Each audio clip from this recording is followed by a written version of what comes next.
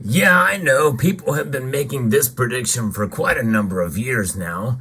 But really, these four things actually could cause gold and silver to break out to the upside in a dramatic way. And I'll tell you why as we explore.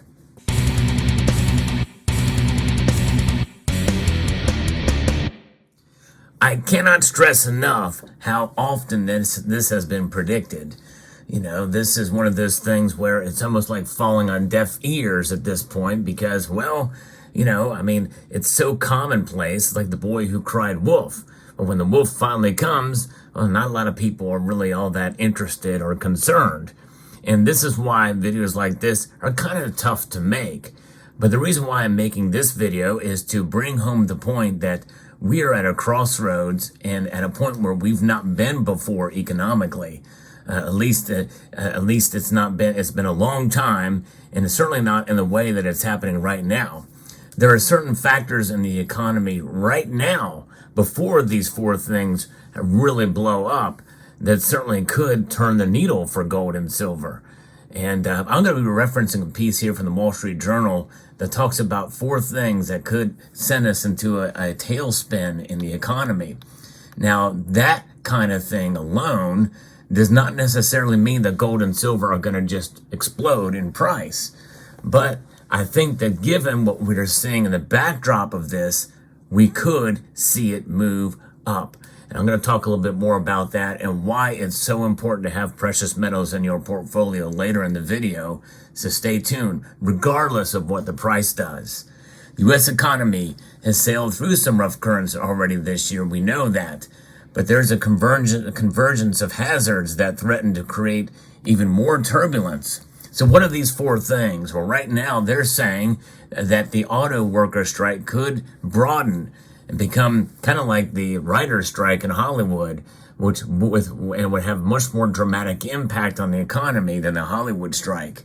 And then a lengthy government shutdown is another real fear that is starting to, quell up and is being talked about more and more. And then we also have the resumption of student loan payments and rising oil prices. Those four things are what could happen, and each of them alone would not do a whole lot of harm, but together they could be more damaging, particularly when the economy is already cooling and due to high interest rates. And not only that, but this piece is not talking about the other thing that is an even bigger deal that is weighing in on everything else. It's that quadruple threat of all elements that could disrupt economic activity, according to Gregory Dacko, chief economist at EY Parthenon.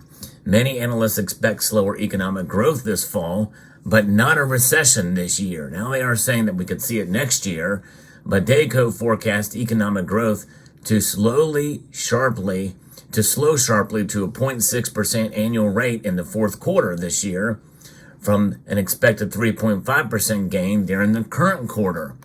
Economists at Goldman Sachs expect growth to cool at a 1.3% rate next quarter from a 3.1% gain in the third. But so far this year, robust consumer spending and historically low unemployment have supported solid economic activity. But that's really kind of just the shell of it, right? Because of these other factors that are looming. And think about it, there's still a lot of money out there. There's a lot of dollar bills floating out there around the world. And any of those dollars come back from overseas, we're talking hyperinflation immediately. And that's certainly not something that a lot of people are talking about. Sure, but nonetheless, we've got these things that have occurred, and what else is going on? The low unemployment have supported solid U.S. economic activity, despite the Federal Reserve lifting interest rates to the highest level in 22 years to fight inflation. And inflation is the other thing that is the driver here that is worsening now, not getting better. Over the last two times it's been reported, consumer price index, it's gotten worse, not better. Inflation is rising. And growth in Europe and China has slowed sharply. And that's something else that they're talking about here, but not one of the big four. But that's something that is going to weigh on. One economic threat is a wider and more prolonged strike by the United Auto Workers against the Detroit automakers. Nearly 13,000 workers began striking at 3 plants last week, and United Auto Workers president said that the strikes would expand to 38 General Motors and Stellantis parts distribution centers across 20 states. You know, that's only part of the problem here. If we take that to a broader scope, what else is going on in the auto industry? The massive push for electric vehicles. And electric vehicles, though there are good proponents of them out there, and some of you may even swear by electric vehicles, but the fact remains is that battery life is batteries degrade over time. The lithium-ion battery technology, though good, it's really better for portable devices rather than the automobiles, because in the wintertime, they don't hold their charge nearly as long, and the range is still very short, and getting to stations to recharge them and the time it takes to recharge them is another thing. In reality, there is a glut of electric vehicles out there. Prices are coming down as such, but nonetheless, just people don't really want fully electric vehicles. Hybrids are really the kind of the sweet spot, but even as such the case, you know, getting battery technology and the cost of those batteries to replace them is very, very expensive. You all but practically have totaled your car if you need to replace the battery. And that's a bad thing. And so the demand for them is down dramatically. The initial impact of this strike is expected to be modest, but if it were to expand and broaden, that could curb production and disrupt the supply chain. And so that is something that is a real fear that could happen. Domestic vehicle production is returning to near where it was before the COVID-19 pandemic. Over time, the strike could dent output and push up prices yet again. And that would definitely not be a good thing. Now, what about this partial government shutdown? On the surface for that, most of us would probably agree that's not a bad thing. That would be a good thing if the government shut down. The Congress has until the end of this month to agree to fund the government, but they are far apart right now. If they can't reach a deal, all but the government's most essential workers would be furloughed. Perhaps as many as 800,000 nationwide. Remember, the federal government is the largest employer in the United States. That's also not a good thing. That's a bad thing. That is directly against what the founders intended for the federal government to be. It's supposed to be limited. But these workers would likely spend less during the shutdown, and the government would temporarily buy fewer goods and services. And that just goes to show you that we really are for all intents and purposes, a part of a socialist government. And remember, furlough does not mean that they're not going to get paid. They will get paid. It'll just be when they come back. And by the way, essential government services and entitlements will continue to be paid as if nothing is going on. In December 2018, a similar standoff caused a 5-week partial shutdown in which the government funded some agencies and not others. Roughly 300,000 federal workers were furloughed. It shaved 0.1% off the economic output in the fourth quarter of 2018 and 0.2% off the first quarter of 2019, according to the Congressional Budget Office. Most of the lost economic activity was made up later when the government reopened and federal workers received back pay. So that's just it. That's really not that big of a deal, but you know, coupled with the other three things, it can be just enough to send us over the edge. And so when we see that, we're going to look about the student loan payments. Resumption of the federal student loan payments is October 1st. And that could divert roughly $100 billion from Americans' pockets over the coming year. And that will be the first time that many borrowers make payments since March of 2020. And when the Education Department paused them to help cushion the financial effects of COVID-19. That freed people up to spend money on other things as the economy rebounded, helping prop up growth. And so you think about it, that money's going to go back to pay back these loans, and that is going to curb and cause disruptions in the economy. And that's coming right around the corner, folks.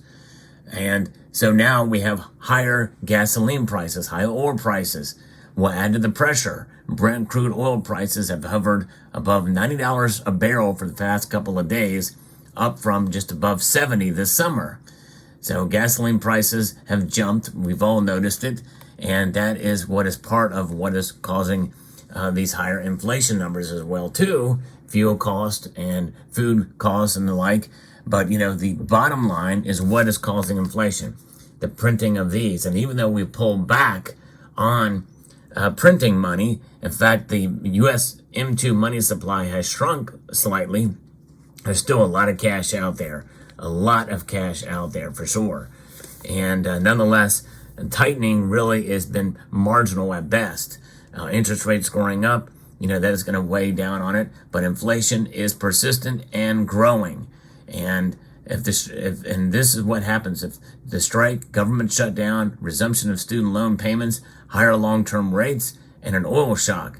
Jerome Powell, when asked about these external factors, he said, "You're coming into this with an economy that appears to have significant momentum, and that's what we start with, but we do have this collection of risk." And collection of risk is indeed the case here.